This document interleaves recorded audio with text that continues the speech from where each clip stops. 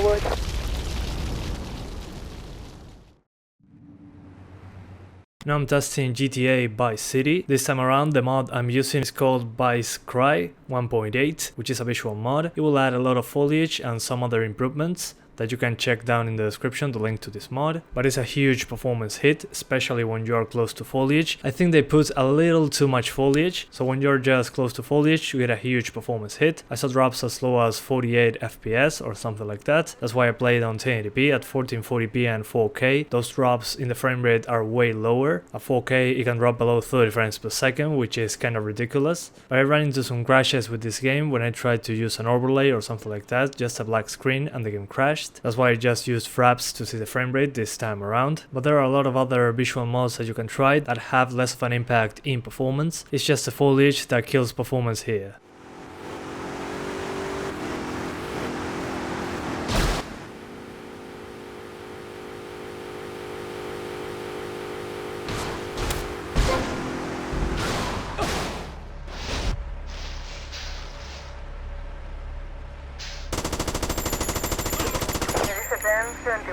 North Washington Beach. There is a 1021 North Washington Beach. There is a 1021 North Washington Beach. Respond to a 1021 North Washington Beach. Suspect on foot. Respond to a 1021 North Washington Beach. Respond to a 1021 North Washington Beach. There is a 1090 North Washington Beach. Respond to a 1021 North Washington Beach.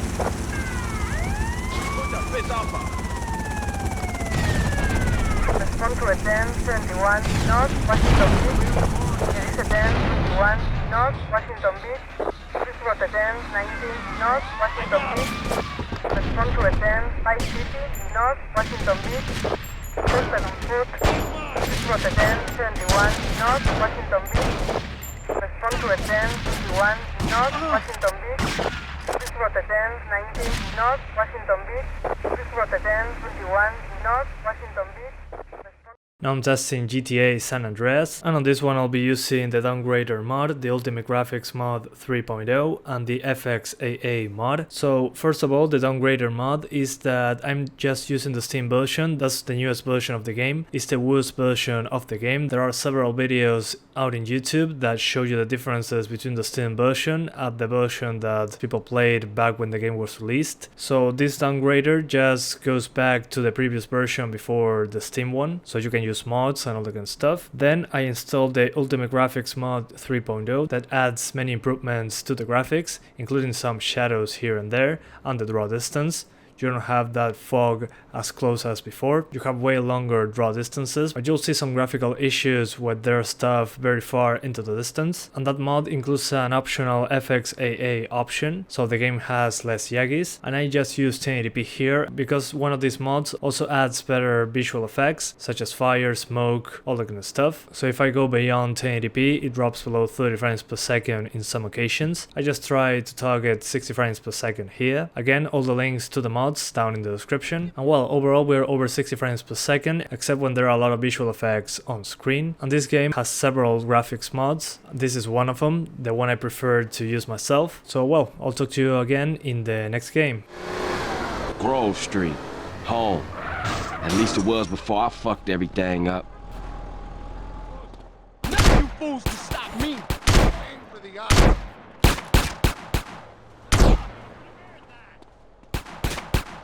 You fucking with a maniac! Hey, come on, I'm chasing you! Punks!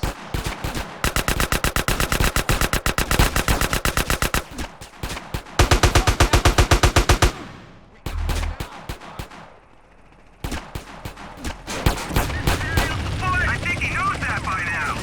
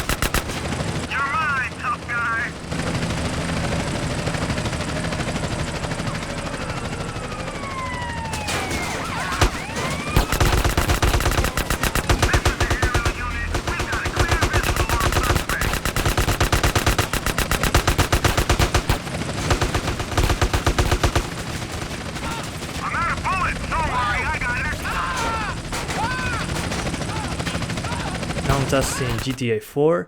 This is one of the worst PC ports in the history of PC gaming, one of the worst, not the worst. Here I did 1080p and I used pretty much high settings across the board, except in two options, view distance and detail distance. I left them as default because if you just move those sliders over that number, you get more stutters. I see a lot of people on YouTube that have that mistake. They just put everything at 100. Well, the best way to get a stable frame rate in this game is to just keep those two sliders at the default values. The draw distance is not that great, I have to tell you that, but at least the game feels a little more stable than usual if you put everything maxed. And overall, I saw that the GT 1030 was used fine, I guess. I mean, it wasn't below 90% all the time. like it happens with higher end GPUs. So I think that 1080p with these settings is the sweet spot. It's between 40 and 60 frames per second, pretty much. So when you're in the middle of the city and trying to just fight with the police or all that kind of stuff, you'll see a lot of smoke, a lot of explosions, a lot of NPCs on screen. That'll make the frame rate drop below 60 frames per second very often. Also, driving very quickly through the map has that effect. And I also turn off night shadows, because with those turned on, I get drops below 60 frames per second all the time. Night shadows is an option that just adds shadows from spotlights and also car headlights, so you have a more immersive experience. There are more dynamic shadows, so I would turn them off from the beginning unless you don't really care too much about performance. And I won't show you any of the episodes from Liberty City expansions, because those don't run that much different to this. They run pretty similar, but it's not a huge difference, so I decided to just not show it here. I'm going to talk to you again in the next game.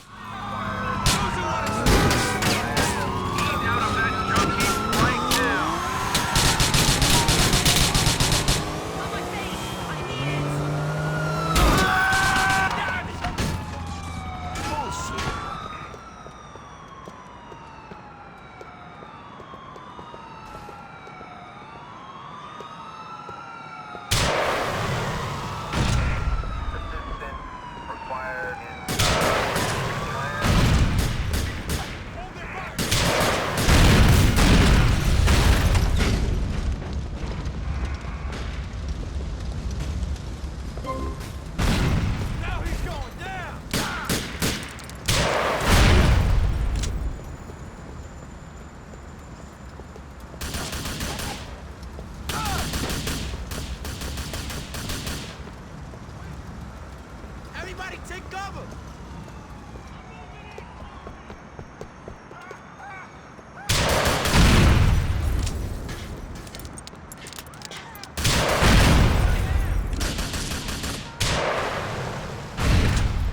Give me a reason.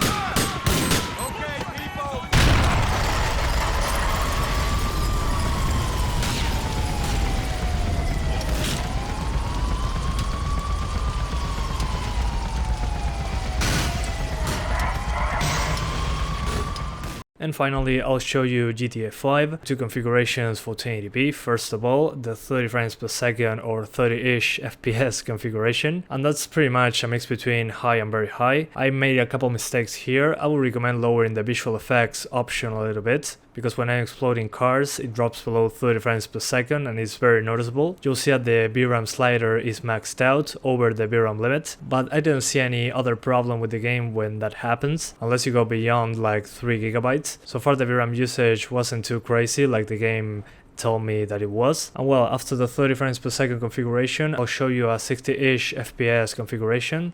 That means that I lowered the settings to have a mix between normal and high, and that will give me 60 frames per second or close to that when I'm just moving around or fighting a couple people, But once you're just exploding a bunch of cars all at once, you'll see drops below 60 frames per second. I saw a drop even as low as the mid 40s. Away from those scenarios, it's not usually much of a problem to maintain 50 to 60. So this is the configuration I'll play the game at, or if you want to lower the resolution, you can use higher options as well. So it's all up to you, but yeah guys, that's pretty much it. I hope you enjoyed this video. Thanks for watching and see you next time.